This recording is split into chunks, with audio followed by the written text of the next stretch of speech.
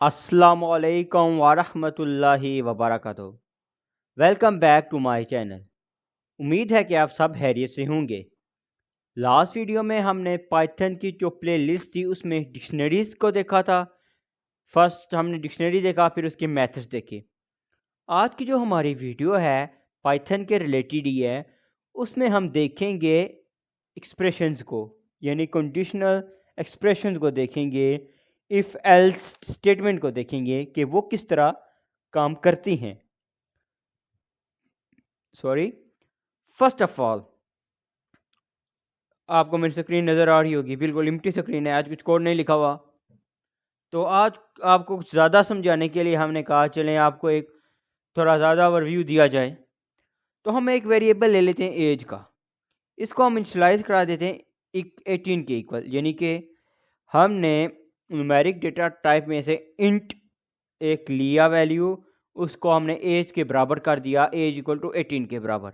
अब यहाँ पे देखें, इफ अगर age greater than equal to 18 है तो क्या करें, प्रिंट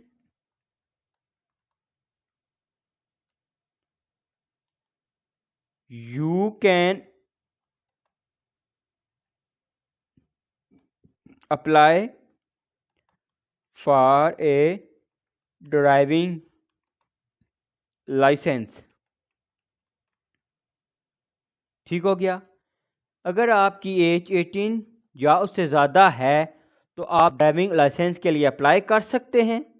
एल्स नहीं तो wait a minute, else print you are not eligible to apply for a driving licence. अब यहाँ पे आपने चीज़ देखनी है, मैंने 18 लिया, इसको उसकी सीधी वैल्यू दे दी, यूज़र से कोई वैल्यू नहीं है, बाय डिफ़ॉल्ट उसकी एक वैल्यू है, हमने सिंपल उस पर एक अप्लाई कर दिया इफ एल्स स्टेटमेंट। अब यहाँ पे आप देखें कि वो कह रहा है you can apply for a driving licence, because वो यहीं पे चेक कर रहा है, उसको यहीं पे आंसर मिल रहा है, वो दूसरी स्टेटमेंट में नहीं जा रहा। इसी तरह अगर हम इसको यूज़र से वैल्यू लें तो आपको पता चलेगा कि ये सब स्टेटमेंट अगर पहले पे ट्रू हो रहा है ना तो ठीक है, वो आपको रिटर्न कर देगा, नहीं तो वो सेकंड भी चेक करेगा, थर्ड भी चेक करेगा, जहाँ पे इसको ट्रू मिलेगा वो वहाँ पे चेक करेगा। ये हम आगे चल के करेंगे जब हम एग्जांपल्स करेंगे। अभी हम सिर्फ समझ रहे हैं कि इफ एल्स स्टेटमेंट लिखते किस तरह है। ये सिंपली इस तरह लिखते हैं इफ एल्स स्टेटमेंट को। अब नेक्स्ट हम इसकी एक और एग्जांपल ले लेते हैं ताकि हमें कुछ और मज़ीद अच्छी चीज़ें समझ लगें। मैं इसको कमेंट आउट कर देता हूँ, ये वाली लाइंस। ये अभी अगर हम करें इफ एज लेस देन 18, अब देखते हैं हमें आंसर क्या देगा। You are not eligible for a driving licence else elif. अब ये एक हमने इसके अंदर किया है, आप समझ लें कि इनर लूप बनी है, नेस्टेड इसको कहते हैं, नेस्टेड एफ एल स्टेटमेंट। जिस तरह नेस्टेड बाकी सी प्लस में भी आप यूज़ करते हुए हैं, उसी तरह इसमें भी होता है। You can apply for a driving licence else, अभी यहाँ पे मैं एल्स यूज़ करता हूँ, else print you are eligible to apply for a driving licence. अभी यहाँ पे आप देखें, फर्स्ट मैंने किया अगर एज 18 से छोटी है, print you can not apply for elif age equal to 18 हम करें तो एक मिनट, ये यहाँ पे अप्लाई नहीं होगा। If age greater than 18 you can apply for a driving licence else you are not eligible to apply for a driving licence.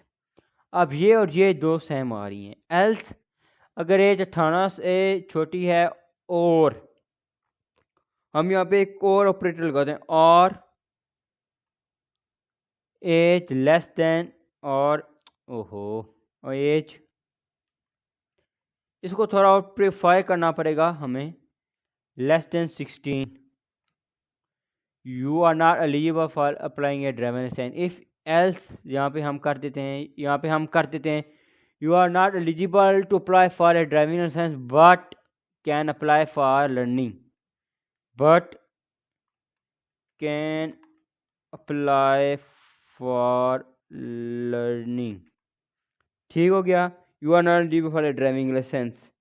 अब पहले जो हमारी स्टेटमेंट है वो कह रहा है इफ़ अगर एज 18 से छोटी है और एज 16 से बड़ी है तो आप लर्निंग के लिए अप्लाई कर सकते हैं, लाइसेंस के लिए लर्निंग के लिए अप्लाई कर सकते हैं। अगर age greater than equal to 18 है तो आप ड्राइविंग लाइसेंस के लिए एलिजिबल हैं, अगर उससे छोटी है तो आप किसी चीज़ के लिए एलिजिबल नहीं है, वो एल्स में ऑटोमेटिकली लेगा। ये देखें, you are not eligible for applying a driving licence but can apply for learning. अब असल में यहाँ पे क्या हो रहा है, यहाँ पे जो हमारी चीज़ आ रही है ये इसको पहले ही ट्रू मिल रही है तो ये नेक्स्ट पे जा ही नहीं रहा, क्योंकि हमने अभी सिंपल तरीके से लिखा है ना। जब हम डिफरेंट यूज़र से इनपुट लेंगे फिर हमें वो एग्जैक्ट आंसर देगा। अगर मैं यहाँ पे ये वाला निकाल देता हूँ, अभी देखें, अभी आपको एक और नई चीज़ मिलेगी। यहाँ पे हम एल्स कर देते हैं, ये भी हम काट देते हैं। अभी देखें, अभी वो दूसरे पेज भी जाएगा। अभी तो ये वेट मिनट, अब वो एल्स चेक करेगा, बढ़िया यार जाने दे, you can apply for a driving licence. ये देखें, क्योंकि इसने पहली स्टेटमेंट चेक की, वो कह रहा है एज 18 से छोटी है तो वो कहता है एज तो 18 से बड़ी है।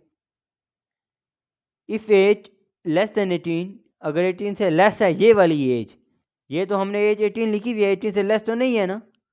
तो जैसे ही उसने फर्स्ट पे चेक इसे नहीं मिली और दूसरे पे गया तो उसने इसका आंसर दिया। यहाँ पे आपको थोड़ा कन्फ्यूजन नज़र आ रही होगी, यार ये क्या हो रहा है, लेकिन जब हम जाके इसके आगे एग्जांपल्स करेंगे तो आपको बेहतरीन अंदाज में पता चलेगा। हम यूज़र से इनपुट लेंगे, अभी हम वहाँ पे नहीं पूछे, अभी हम सीख रहे हैं कि लिखते किस तरह है। सिंपल, पहली जो स्टेटमेंट थी उसमें हमने पहले ही 18 दे दिया था, दूसरे में हमने 18 नहीं दिया, उससे लेस लिखा, इसलिए वो दूसरी स्टेटमेंट में गया एल्स की, क्योंकि फिर ऑटोमेटिकली वो चेक कर रहा है कि 18 से बड़ी है, एज को ले रहा है। ये जो होता है कंप्यूटर ऑटोमेटिकली परफॉर्म करता है, कोई भी लैंग्वेज है ना, वो जान लेती है कि मैंने अब यहाँ पे स्टेप क्या करना है। जब हम दिखते भी हैं फेल स्टेटमेंट, इसका काम यही है कि वो चेक कर लेती है। अब इसमें बड़े यार ये किस तरह चेक हुआ, आप ये कॉमन सेंस की बात है कि पहले में 18 नहीं था, एज उसने कहा है कि लेस देन 18 है तो ऑटोमेटिकली वो दूसरा चेक करेगा ना, क्योंकि हमने ऊपर इनिशियलाइज एक 18 कराया हुआ है नंबर। यहाँ पे फिर शायद आपको कन्फ्यूजन हो रही हो, मैंने भी पहले टाइम किया था, हमें भी होती थी, लेकिन जब हम एग्जांपल्स करेंगे तो तब पता आप सिर्फ भी समझे कि लिखते किस तरह है फर्स्ट स्टेटमेंट को। तो इंशाल्लाह जब हम एग्जांपल्स करेंगे ना, यूज़र से वैल्यूज लेंगे, फिर आपको पता चलेगा हाँ यार ये तो बड़ी अच्छी चीज़ है। इंशाल्लाह मिलते हैं नेक्स्ट वीडियो में, इजाज़त दीजिए, अल्लाह हाफिज़।